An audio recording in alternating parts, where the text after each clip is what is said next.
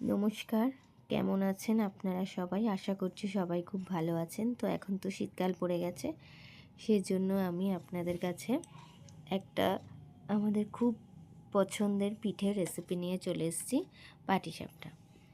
তো শীত পড়ে গেছে, শীত পড়া মানেই আমরা পিঠে খাই, আর পৌষ মাসও পড়ে গেছে।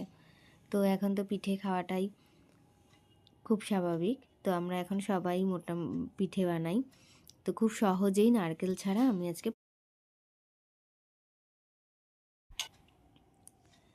গুঁড়ো দুধ দিয়ে আর নর্মাল লিকুইড দুধ দিয়ে। তো প্রথমে আগে ক্ষীরটা রেডি করছি। যে কাপ দেখিয়েছি সেই কাপের 2 কাপ নিয়েছিলাম মাদার ডেয়ারি মিল্ক, আর ওই কাপেরই 2 কাপ মতো দিয়েছি গুঁড়ো দুধ, আমুলের গুঁড়ো দুধটা হোয়াইট কালার প্যাকেটে। আর তার সাথে দুধটা যখন অনেকটা জাল দিতে দিতে ঘন আসতে দেখছেন, আমি চিনিটা ঢেলে দিলাম। এই 1 কাপ চিনি দিলেই যথেষ্ট, কি 1 কাপেরও মনে একটু কম দিয়েছি। সম্পূর্ণ নিজেদের স্বাদ মতনই বুঝে দেবেন, কারণ এমনি দুধ মিষ্টি, বাইরের ওই আমুলের দুধ, আর চিনি দেওয়াতে মিষ্টিটা সম্পূর্ণ যে যার নিজের উপর ডিপেন্ড করেই ক্ষীরটা পুরের মিষ্টিটা করবেন। তো অলমোস্ট আমার ক্ষীর রেডি হয়ে গেছে। দেখুন কি সুন্দর, পুরো দোকানের ক্ষীরের মতনই হয়েছে, একদম শক্ত, খুব সুন্দর হয়েছে ক্ষীরটা। আর এরকম করে নিয়ে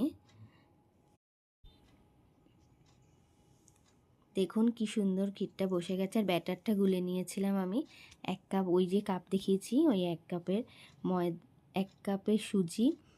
আর সুজিটা যদি 1 কাপ দিই, ময়দাটা আমি 1 কাপের 1 কাপ নিয়েছি আর অল্প একটুখানি দিয়েছি, কারণ সুজির মাপ অনুযায়ী ময়দাটা সামান্য একটু বেশি নিলে নেওয়াই যায়। আর 1 কাপ চিনি, অল্প একটু খাবার সোডা আর 1 চিমটে জল দিয়ে ব্যাটারটা গুলে নিয়েছি। আর পুরগুলোকে এভাবে দিয়েই ব্যাটারটা তাওয়ায় দিয়ে, আমি কিন্তু কোনো ফ্রাইং প্যানেও করিনি, কিছুই না, নর্মাল পাতি যেটাতে রুটি করি সেটার মধ্যেই করে ফার্স্ট টাইম দেখলাম। তো আমার কিন্তু ভালোই উঠেছে, এবং পাটিসাপটাটা খুবই খেতে ভালো হয়েছিল নাকি, সবাই বাড়িতে খেয়ে বলেছে।